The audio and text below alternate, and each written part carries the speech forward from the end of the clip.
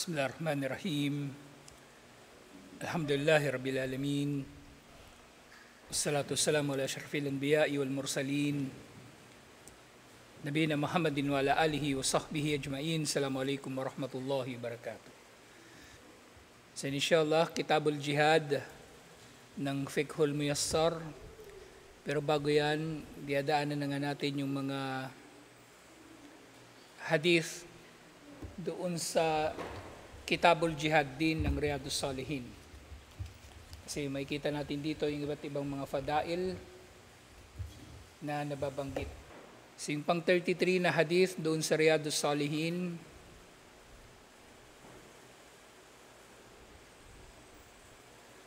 inulat ulit ito ni Anas radhiyallahu anhu, at hadith ito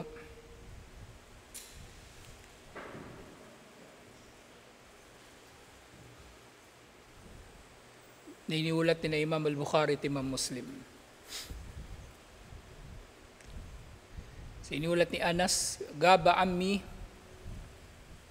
Anas bin An-Nadar radhiyallahu anhu an Qitali Badar.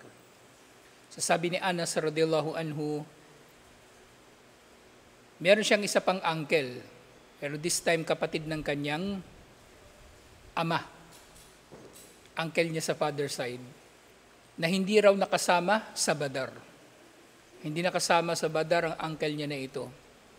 Faqala ya Rasulullah, gibtu an awwali qitalin qataltal musyrikin lianna Allah ashhadani qital al musyrikina liyarini Allahu ma asna.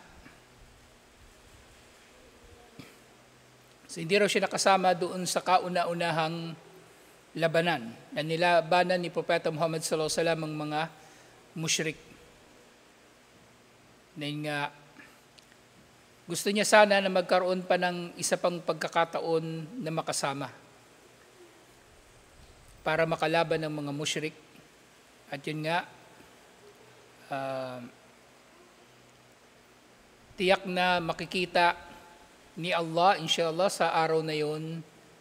Kumbaga, tiyak na may kikita siya ni Allah sa araw na yon. Kumbaga, papakita niya yung kanyang husay o kanyang tapang sa araw na yun, inshallah. Kumbaga, kung magkaroon pa ng isa pang pagkakataon na siya ay makakasama sa jihad, ay sisikapin niya maging mahusay ang kanyang pakikibaka dito, inshallah. La yarinillahu ma'asna. Tiyak na makikita ni Allah ang gagawin ko sa araw na yon. Falamma kana yawm Uhud, inkashafa al-muslimun.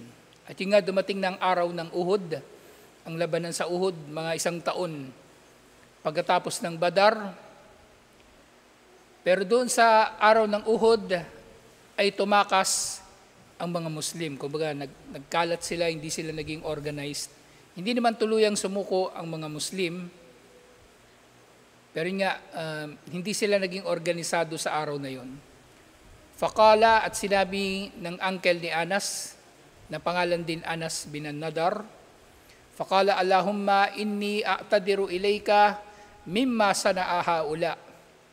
O Allah, ako ay humihingi ng tawad sa iyo sa anumang ginawa ng mga tao na yon. Kasi yung una talaga nangyari doon sa Uhud, yung bumaba, yung mga namamana.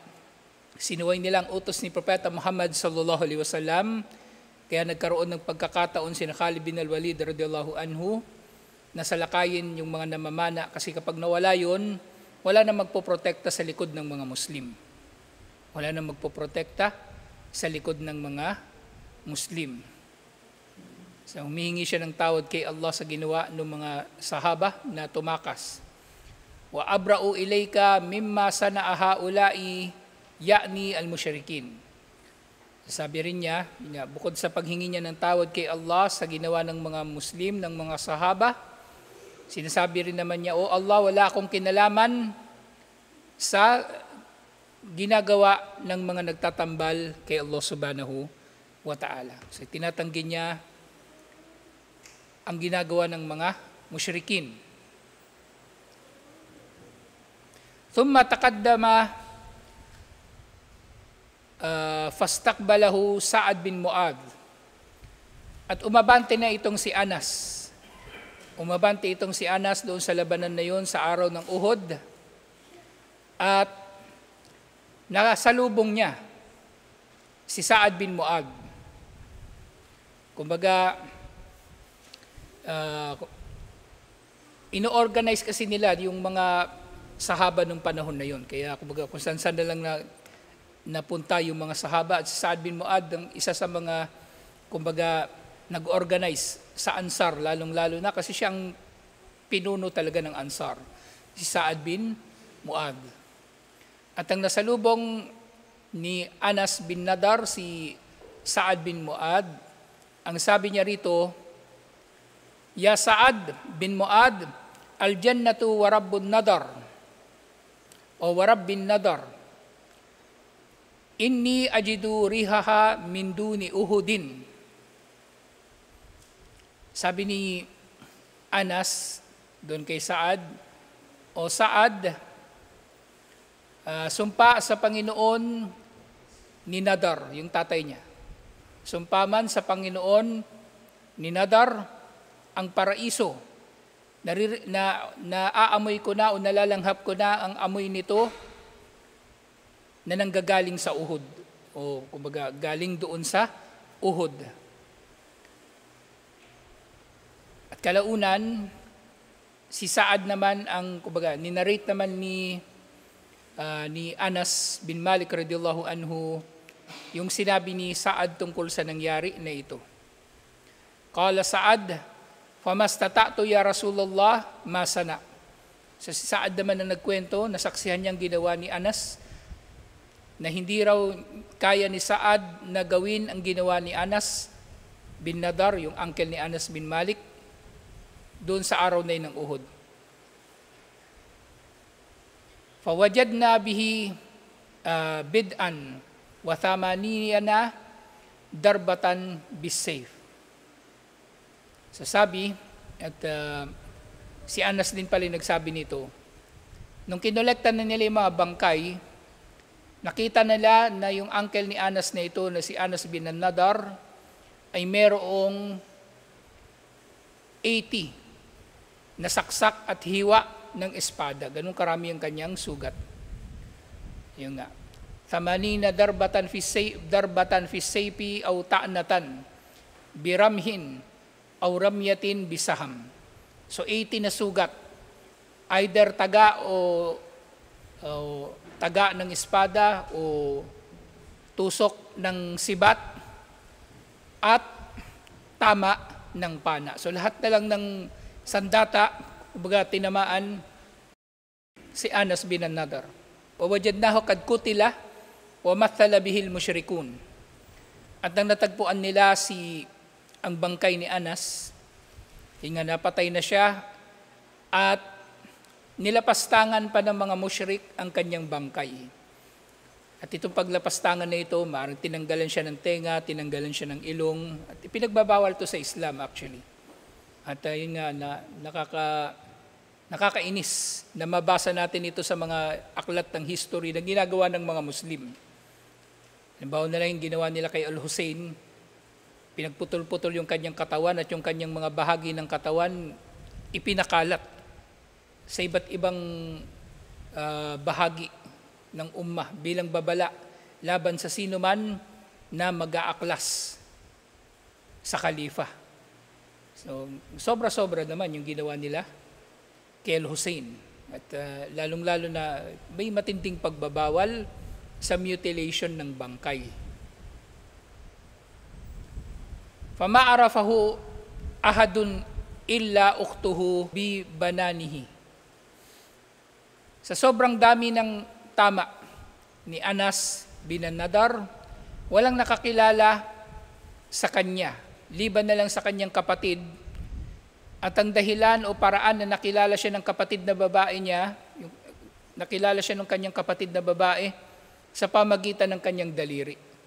As in, maaaring durog talaga yung kanyang mukha o kanyang katawan, o halos basang-basa na ng dugo yung kanyang damit at hindi na makilala yung kulay nito. Ganong katindi ang kanyang natamo na pinsala. radiyallahu anhu wa arda. At sinabi ni Anas, kunna nara aw nadun anna hadhihi al-aya nazalat fihi wa fi ashbahihi. At yun nga, yung aya doon sa Suratul Ahzab verse 23 ay pinaniniwalaan ni Anas at ng mga sahaba na bumaba tungkol kay Anas bin Nadar at sa iba pang mga sahaba na katulad niya. Minal mu'minina rijalun sadaku ma'ahadullah alayhi. Mayroong mga mananampalataya, kabilang sa mga mananampalataya, yung naging makatotohanan sa naging kasunduan nila kay Allah o kasunduan ni Allah sa kanila. Paminhum man kada nahbahu. At kabilang sa kanila, yung mga tao nga na naging matapat kay Allah subhanahu wa ta'ala at tumupad nga sa kanilang tungkulin na nakibaka sa landas ni Allah at hindi sumuko sa kalaban. Ayun nga, ibig sabihin, naging syahid sa labanan, alhamdulillah. At yan, sinabi nila na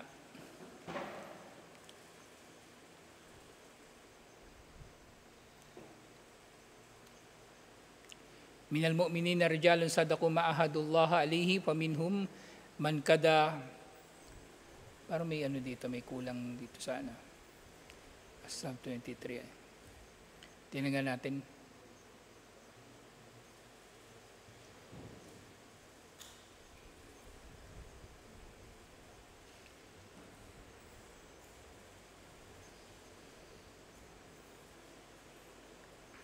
Nahbahu talaga. O may kulang nga. May karugtong pa yung aya na yun eh. Minal mu'minina rijalun sadaqu ma'ahadullah alayhi. Kabilang sa mga mananampalataya ang kalalakihan na naging tapat sa kanilang kasunduan kay Allah. Paminhum man kada nahbahu.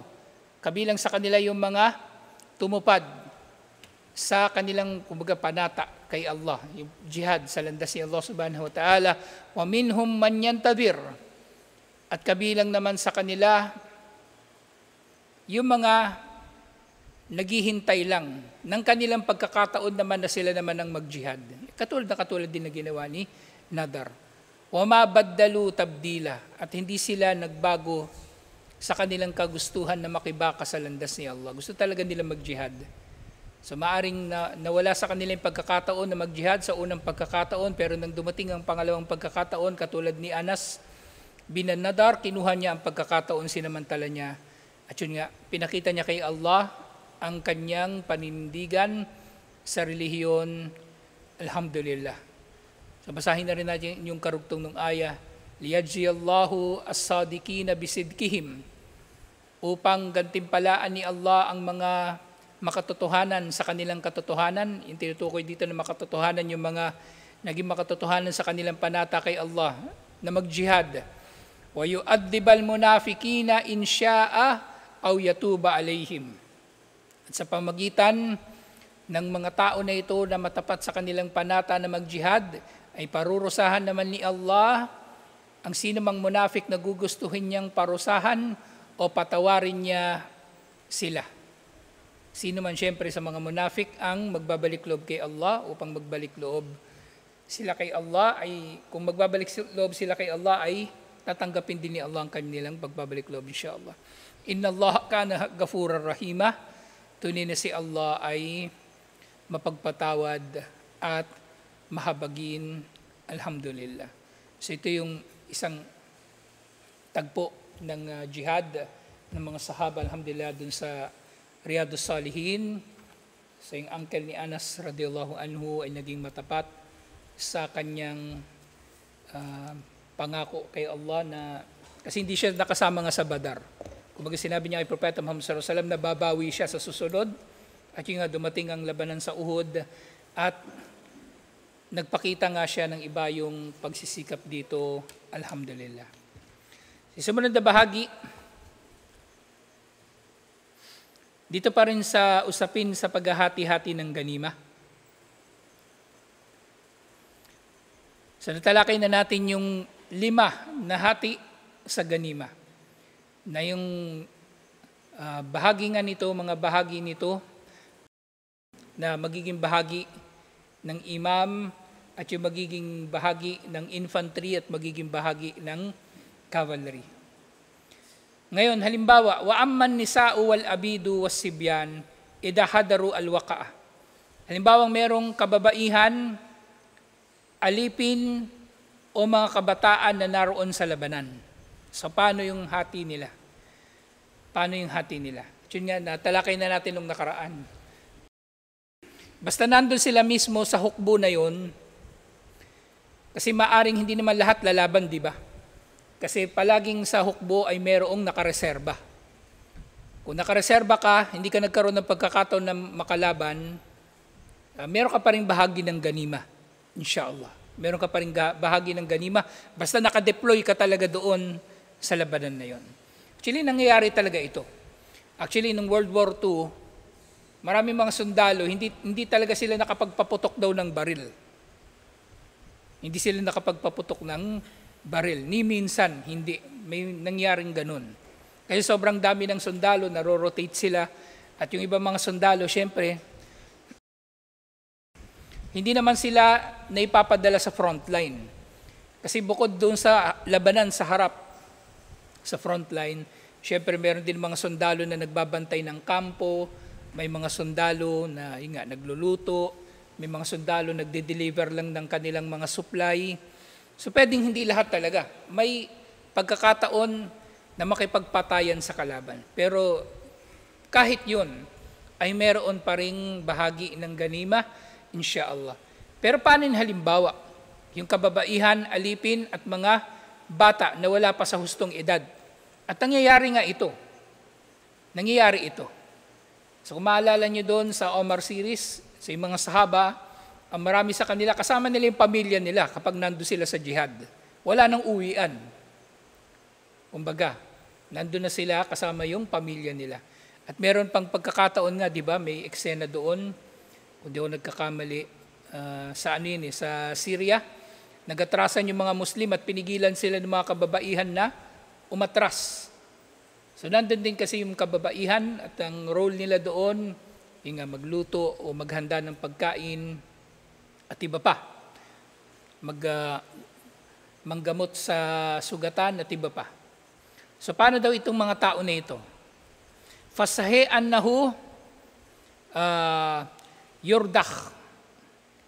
So itong mga tao daw na ito, ano ba yung magandang translation dito?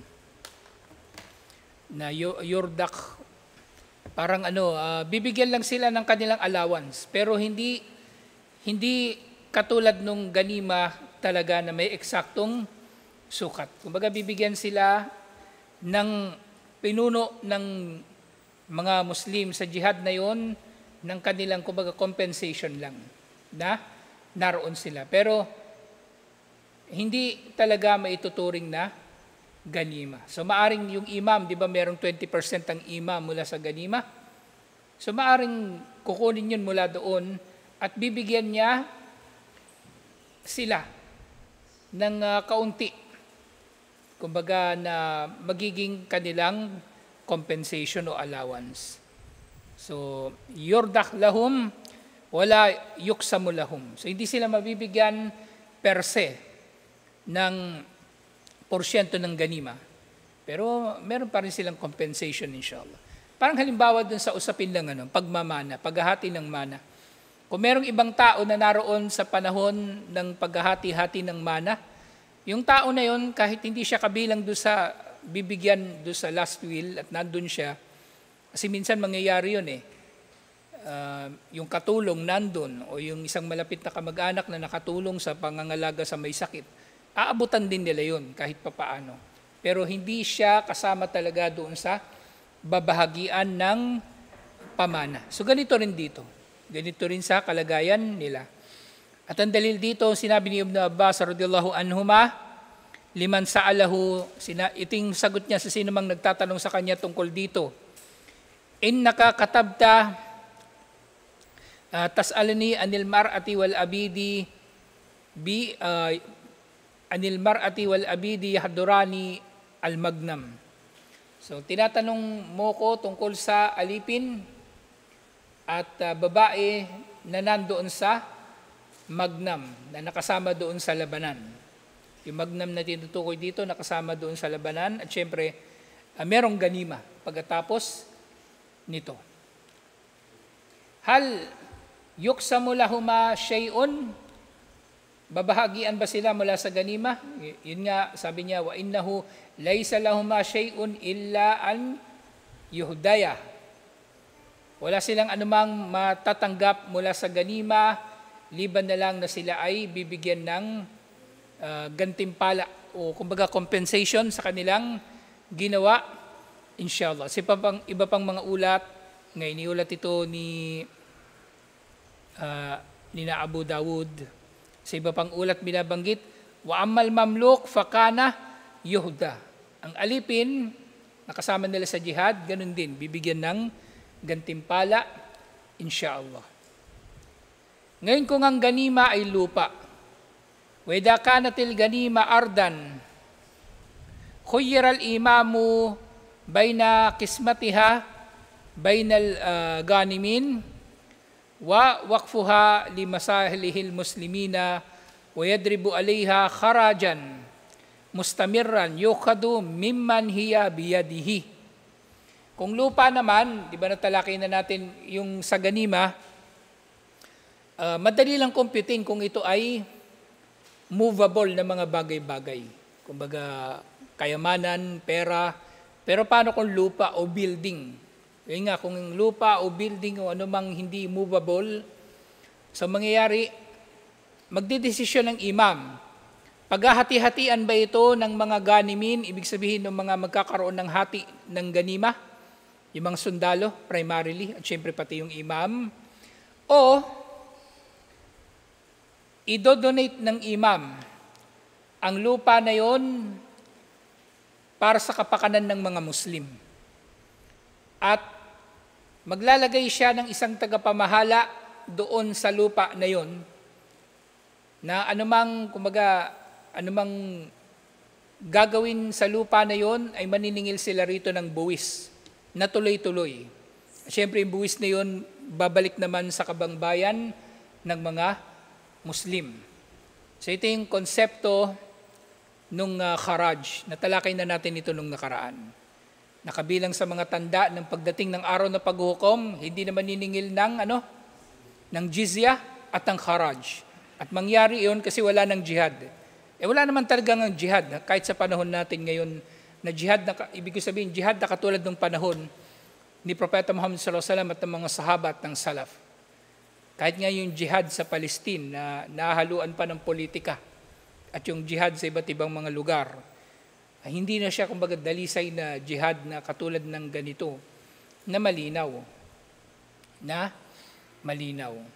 So yung kharaj, kumbaga kung sino man yung namamahala sa lupa na yun, halimbawa ang lupa, ibinigay sa isang grupo ng mujahidin at tumira sila roon at nagsaka sila, anumang sasakahin nila doon ay magbabayad sila ng kharaj, depende sa uusapan nila o maipapataw sa kanila ng imam. So katulad ng nangyari nga nung nakarating dito yung mga Kastila. So hinati-hati, panahon pa lang ni Miguel Lopez de Legazpi. Lahat ng mga nasakop na lugar ng mga Kastila, pinaghati-hatian ng mga Kastila, at sa bawat malalaking lugar, tinawag nila na encomienda at merong isang sundalo o opisyal ng mga Kastila ang namamahala doon. At yung bawat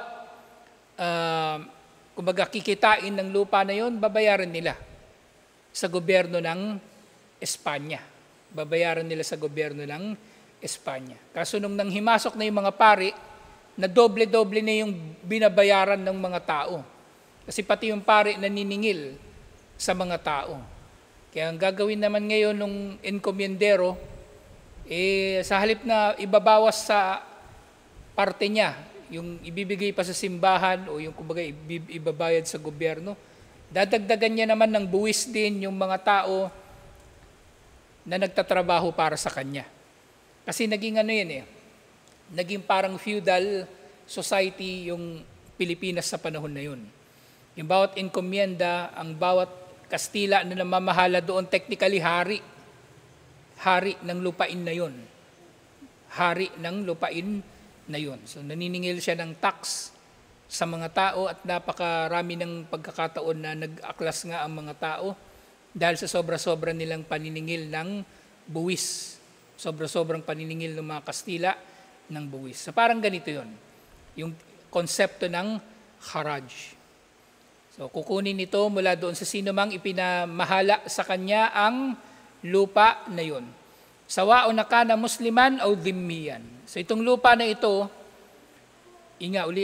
linawin ko lang, not necessarily mujahid na kasama doon sa sumakop sa lugar na yun bilang halimbawa, not necessarily kabilang sa mujahidin na nakasakop doon, maaari maglalagay lang ng administrator na namamahala sa lupa na yon, o maglalagay ang pinuno ng mga Muslim, ang imam ng isang gobernador, kung depende nga kung paano niya pamamahalaan ang lugar na nasakop ng mga Muslim sa jihad.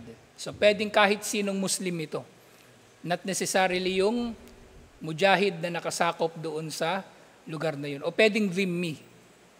At yung dhimmi na tinutukoy dito, hindi Muslim, di ba? Pero dapat Kristiyano lang o Hudyo. Sila lang yung maituturing na, kumbaga, dhimmi.